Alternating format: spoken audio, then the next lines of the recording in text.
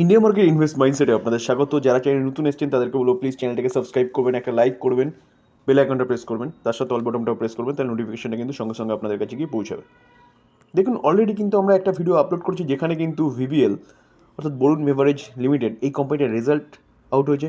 Result তো ফাটাফাটি হয়েছে, কোম্পানিটাও কিন্তু ভালো কোম্পানি লং টার্ম ইনভেস্টমেন্টের জন্য।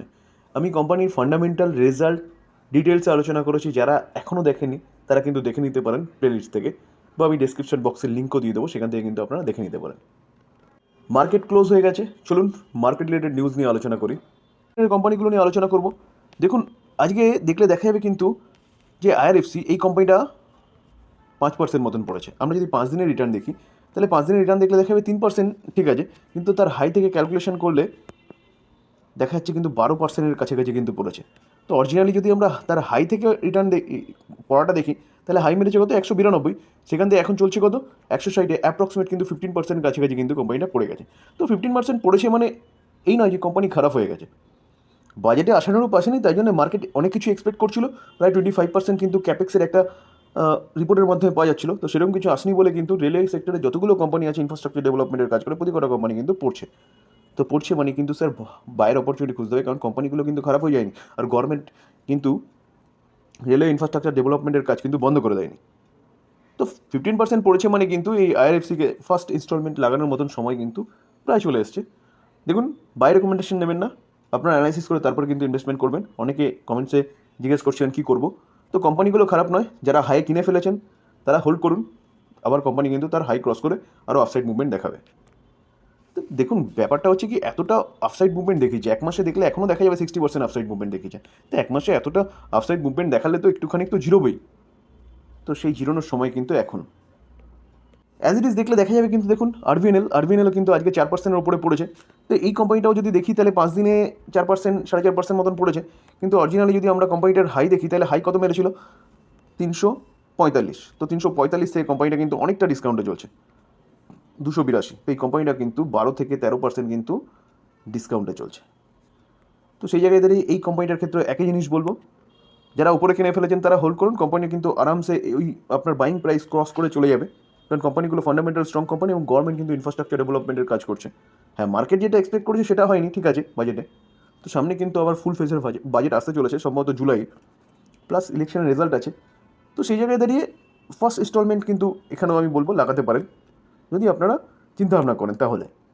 আরকন ইন্টারন্যাশনালের ক্ষেত্রে একই জিনিস বলবো। দেখুন, এই কোম্পানিটাও আজকে প্রায় 4%-এর কাছাকাছি পড়েছে। এই কোম্পানিটা যদি আমরা হাই দেখি, তাহলে 280 থেকে কিন্তু এখনও অনেকটাই ডিসকাউন্টে চলছে।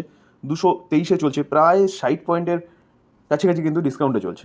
তো সেই জায়গায় দাঁড়িয়ে কিন্তু এই কোম্পানিটাও বায়ার অপরচুনিটি দেখতে পারেন। রেটেলের ক্ষেত্রেও কিন্তু একই জিনিস বলবো। দেখুন, কোম্পানিটা আজকের দিনে 2%-এর কাছাকাছি কিন্তু পড়েছে, 2% ওপরে পড়েছে। তো এই কোম্পানিটাও হাই কত মেরেছিল 459-এ, 459 থেকে কিন্তু অনেকটা ডিসকাউন্টে চলছে 409-এ, প্রায় 50 পয়েন্ট ডিসকাউন্টে চলছে। তো সেই জায়গায় দাঁড়িয়ে এই কোম্পানিটার ক্ষেত্রেও একই রকম সাজেশান থাকবে। চলুন নেক্সট নিউজে যাই।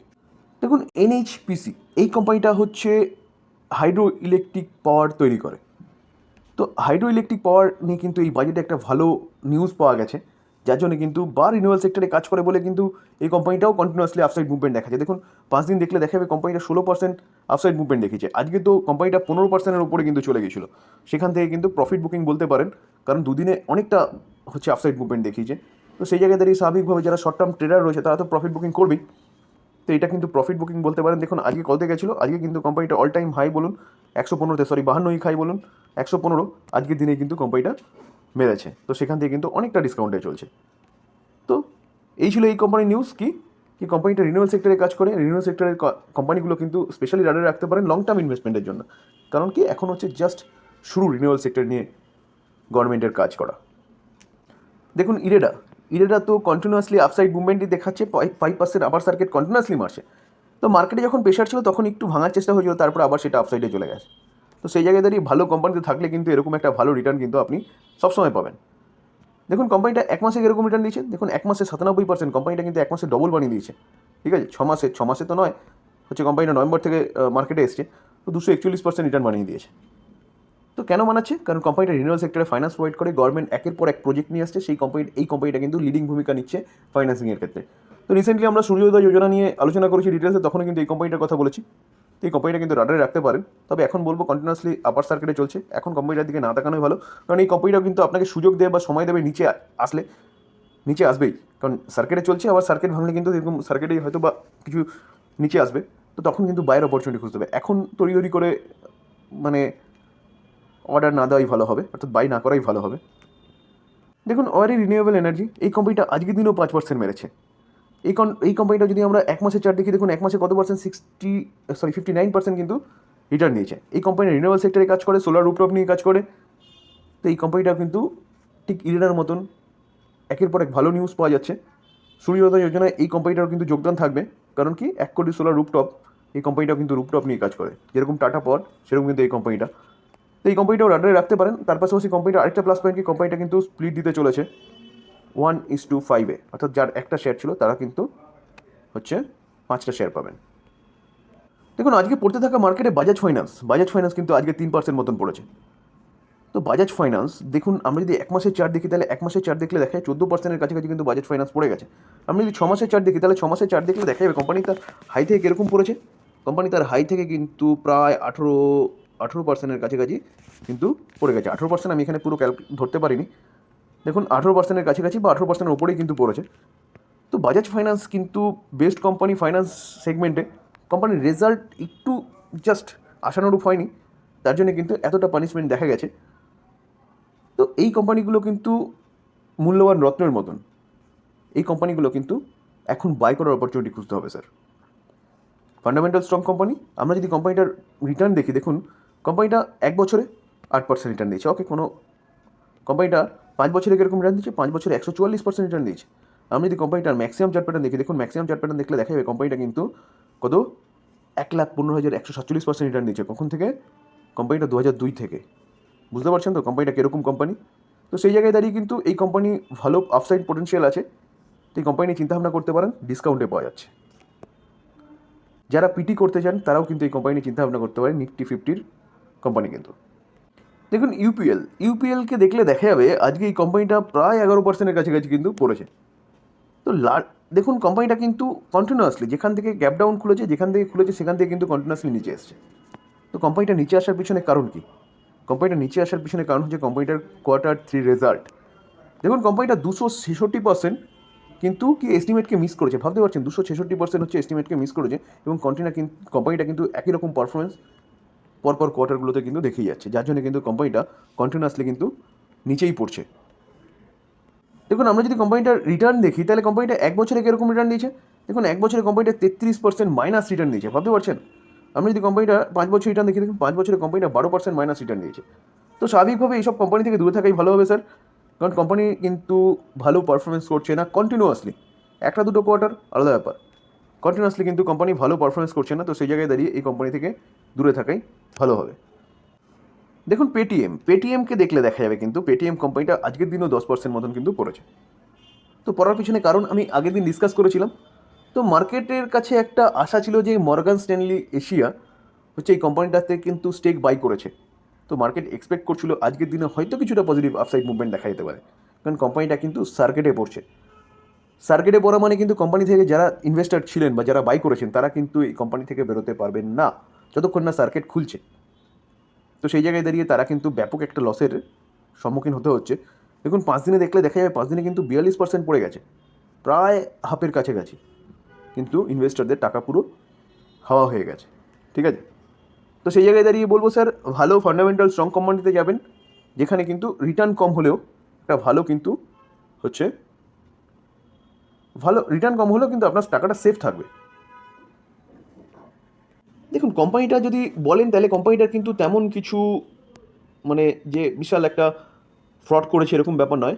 কোম্পানিটায় আরবিআই হচ্ছে পেটিএম ব্যাংকের যে কাজকর্ম সেই কাজকর্ম কিন্তু বন্ধ করেছে, আর ফেব্রুয়ারি 29 তারিখ থেকে বন্ধ হয়ে যাবে। তো সেই জায়গায় দাঁড়িয়ে এই জন্যই কিন্তু কোম্পানিটা এরকম পড়ছে। তো আমার মনে হয় এরকম কন্ট্রোভার্সিতে ঘেরা কোম্পানি থেকে দূরে থাকাই ভালো।